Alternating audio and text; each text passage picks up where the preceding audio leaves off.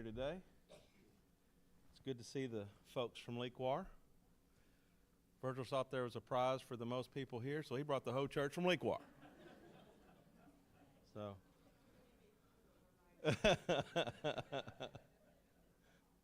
and he's afraid we was going to eat before he got here. So, yeah, but it's good to have y'all with us this morning. Good to have y'all with us, and all the other visitors that's here today. We're in Matthew, the 22nd chapter.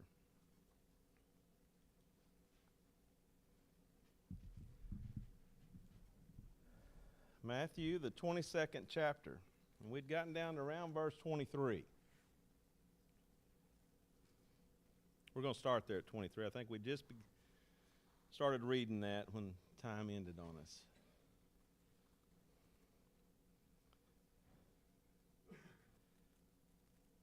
On that day, some Sadducees, who say there is no resurrection, came to Jesus and questioned him, asking, "Teacher, Moses said, if a man dies having no children, and his brother as next of kin shall marry his wife and raise up children for his brother. Now there were 7 brothers with us, and the first married and died, having no children, left his wife to his brother. Also the second, and the third, and down to the 7th. Last of all, the woman died. In the resurrection, therefore, whose wife of the 7 will she be? For they all had married her." What kind of question is this? Remember what he just said? They question or testing Jesus. They're trying to get Jesus to stumble on something. So they come up with some kind of absurd kind of question. But look at Jesus' response there in verse 29. But Jesus answered and said to them, "You are mistaken, not understanding the Scriptures, nor the power of God. For the resurrection they neither marry nor given into marriage, but are like angels in heaven. But regarding the resurrection of the dead, have you not read what was spoken to you by God? I am the God of Abraham and the God of Isaac and the God of Jacob. He is not the God of the dead, but of the living."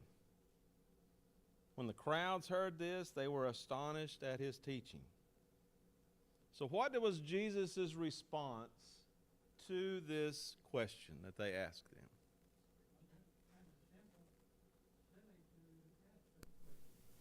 You're not a human being in heaven, you're a soul.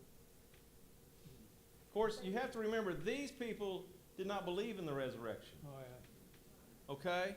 So they was just basically making fun of Jesus and his belief. And here Jesus just laid it right straight to them. Okay? You are mistaken, not understanding the Scriptures. You don't know what you're talking about. Okay? You don't understand what you're talking, nor do they know the power of God. Nor do they know the power of God. I've heard this brought out before when it says, "nor the power of God." Do we understand the power of God today?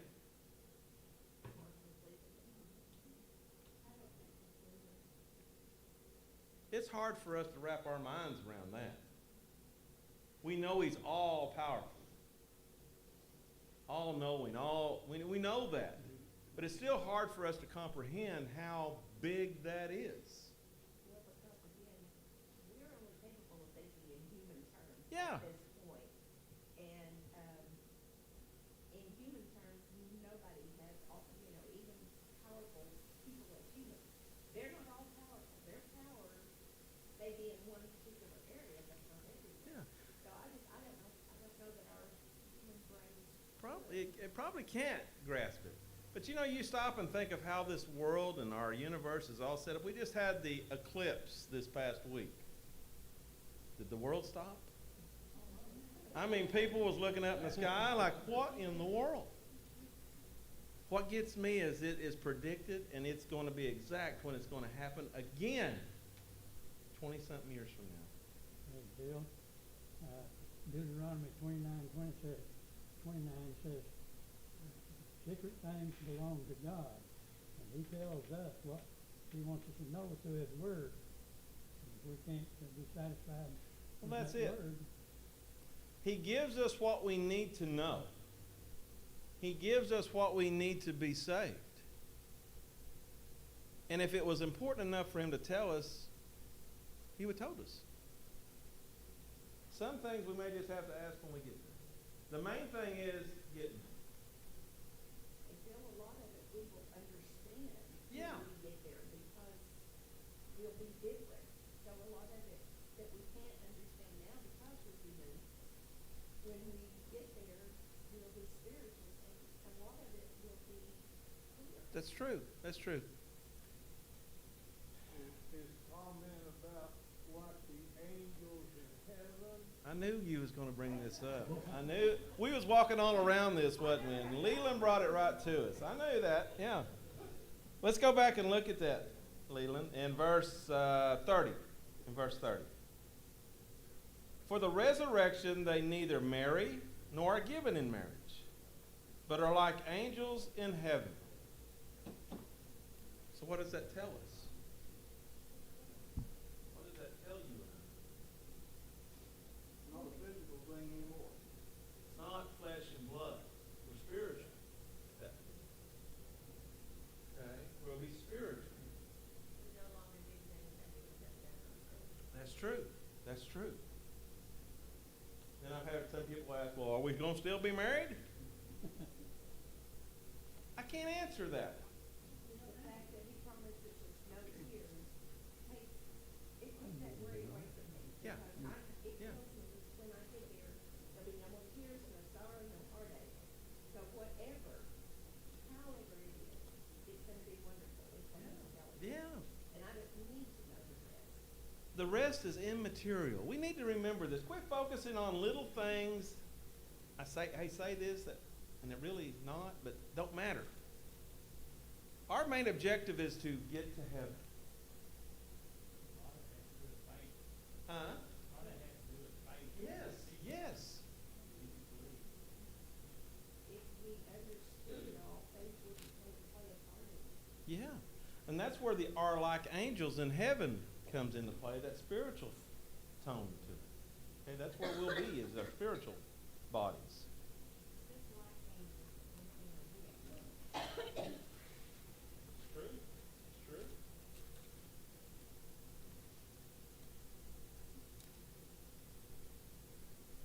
Here he tells them, of course, you got to remember, he's talking to the Sadducees who believe there's no resurrection, but he's telling them this.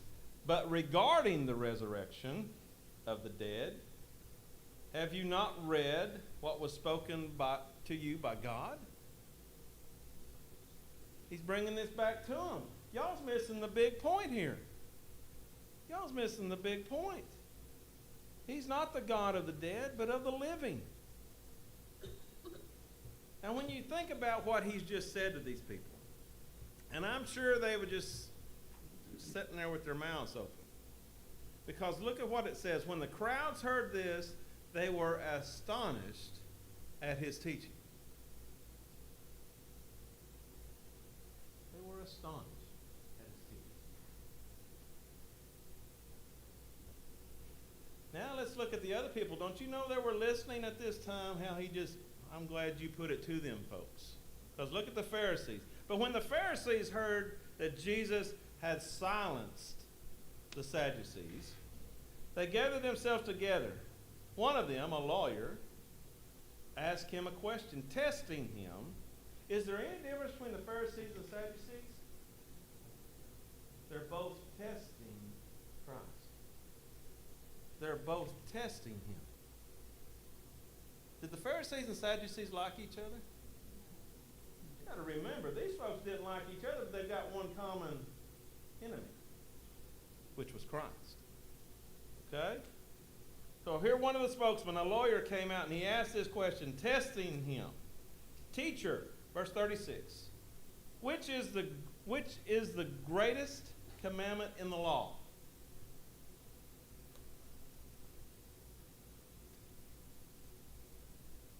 Okay? That's better than the other question we just heard a while ago. But he said, which is the greatest commandment in the law? You have to remember, at this time, what did it say about the law? You had to do what? You had to do it all, didn't you? Part or none, you had to complete it all. Let's look here in verse 37 now, what Jesus' response was. He said to them, you shall love the Lord your God with all your heart, and with all your soul, and with all your mind. This is the great and foremost commandment. Is it changed today? What's our greatest commandment? Right here. You shall love the Lord your God with all your heart and your soul and all your mind. Can you get a grip of how much love that is? With everything you got. With everything you got. Now you have to kind of look at yourself. Do I love God that way? You know, most of us are not touchy-feely, huggy kind of people. I know Cantrells are notorious for that. Not being... Yeah, we barely talk to each other, let alone that. But look at here. It says, you shall love the Lord your God with all your heart and with all your soul and with all your mind. Everything you've got to put it into this. Everything you've got. The second, verse 39, the second is like it. You shall love your neighbor as yourself. On these two commandments depend the whole law and the prophets. Now think about that commandment right there. First, we're supposed to love God with everything we have. The second commandment is, you shall love your neighbor as yourself, even if you don't like him. Did you stop and hear that? Well, who is your neighbor? I knew Leland was going to ask that. Who is your neighbor?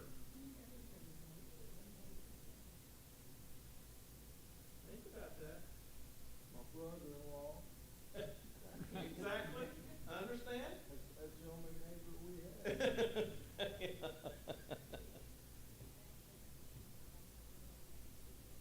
That's not what he's referring to. That's right. That's right. It includes them, but not limited to them. Yeah. And not just the ones that live next door, but everybody is your That's neighbor. right. That's right. And not just the ones you like. We need to remember that. There are just some folks that we just rather not be around. Not that I don't like them, not that I wish them ill will. Just don't want to be with them.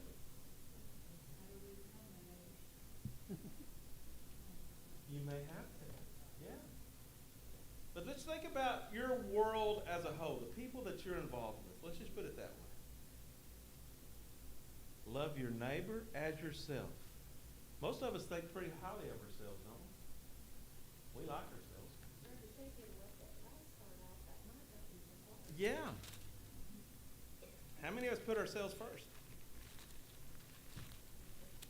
How many think of ourselves first? How many puts our own needs before others?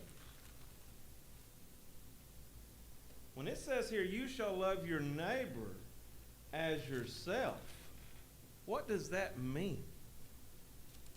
What does that mean? Putting your neighbor before you. That just sounds irrational, don't it? That's the love of God. Remember, we have to love God with all that we have. He's saying the second is likened to it. You shall love your neighbor as yourself. Loving your neighbor as yourself. What does that entail? What does that really mean? Provide for them if they're in trouble, like sickness. Okay. Helping someone that's in need. Okay. It's part of it.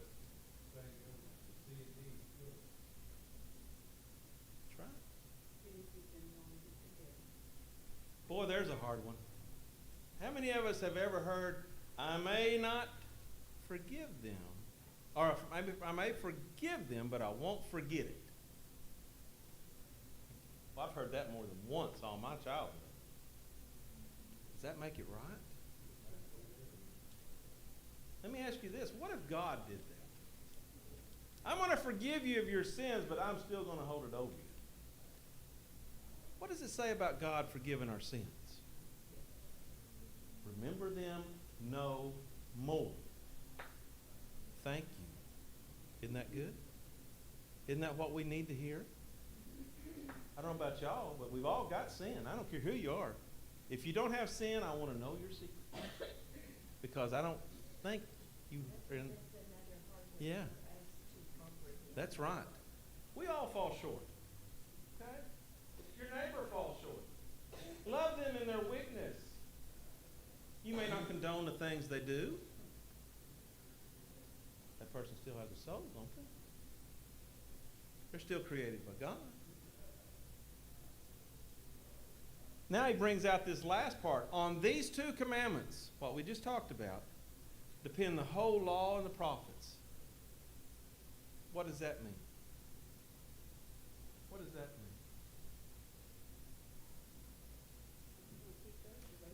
That's basically what it boils down to, right there. If you don't do these two, everything else is kind of useless. Yeah. Hey, Phil, in Numbers 10 and 34, 35, says, flee from those that hate you or, cause trouble. Instead of fighting them, what is saying? Flee from them. Now, don't get me wrong. There are just some folks that's not going to get along with you. Okay? I mean, we've all ran into people like that. I don't care how much love you show them. They're just not going to do it. Scripture says live peaceably with all men as much as is in you. There's some people you just can't get along. That's it. As much as can depends upon you. As much as you've done, if you can't, they still can't get along. That's what I'm saying. Sometimes best just stay away. Still love them so much. You still wish them well. Still want them to be saved. Yeah. Now in verse 41. Now while the Pharisees were gathered together, Jesus asked them a question. It's kind of a change of pace, isn't it?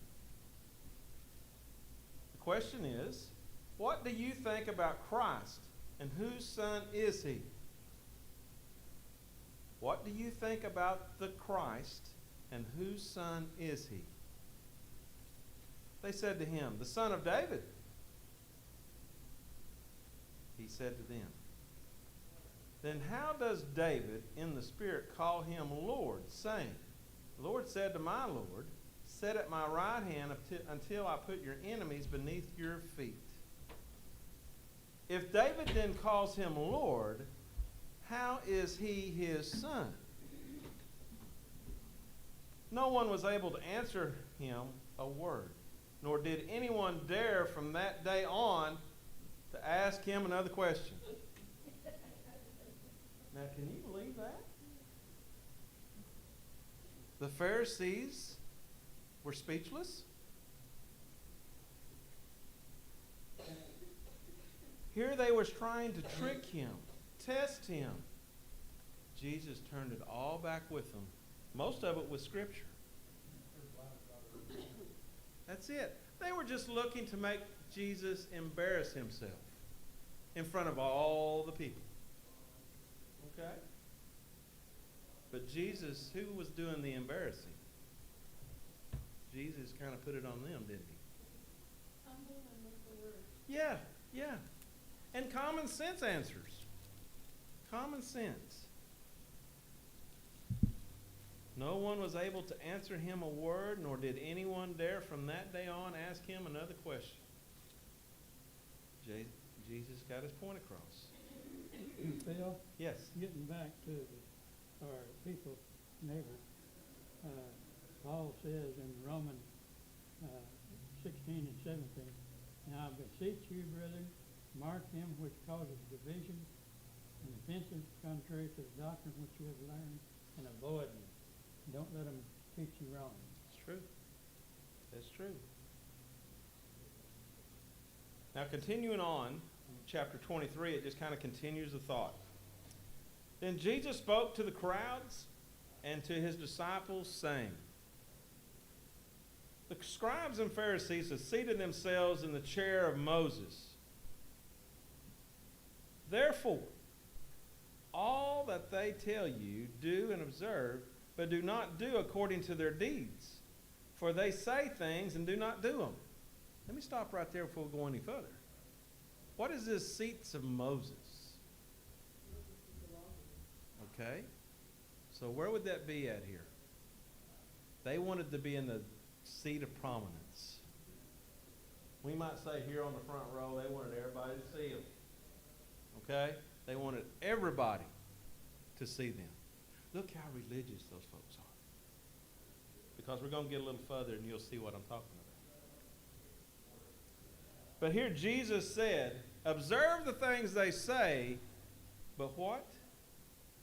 Do not do according to their deeds. They say things and they do not do them.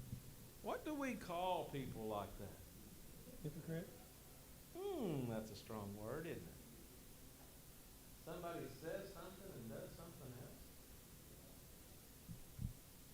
Christ calls them a hypocrite.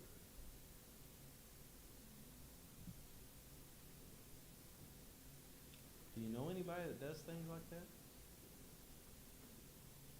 Verse 4. They tie up heavy burdens and lay them on men's shoulders, and they themselves are unwilling to move them with as much as a finger. But they do all their deeds to be noticed by men. They broaden their phylacteries. Something like that. Kathy will tell you. And lengthen the tassels of their garments. See what I'm saying? What does that tell you? They want you to see them. Look at me. Look at me. I am so religious. Everybody else take notes. Look. They love the place of honor at the banquets and the chief seats in the synagogues, the respectful greetings in the marketplaces, and being called rabbi by men. But they do not call rabbi for one. Let me start that over. But do not be called rabbi, for one is your teacher, and you are all brothers. Do not call anyone on this earth your father, for one is your Father, he who is in heaven. Let me stop right there. There's people that do that today, but different That's true. churches.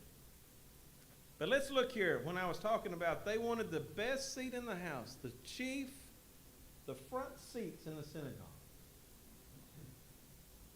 They wanted everybody to see them. What does that tell you about these Pharisees? Conceited? Conceited? Arrogant would be another term?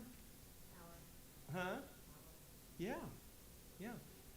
You have to think about this and keep this in your mind. Why were they so after Jesus? You have to remember, they set out here not too long after this. They'll set out to find a way they can destroy him. Why? Because everything Jesus was teaching was going to upend this. They wasn't going to be no better than anybody else. They wasn't going to be at the top of the heap, we might say. Because we as Christians, you stop and think about this. Who's in top in our lives? Jesus. I'm not worried about the priests, the scribes, and the Pharisees. I'm not worried about them folks. Jesus and God's who we got to be concerned with.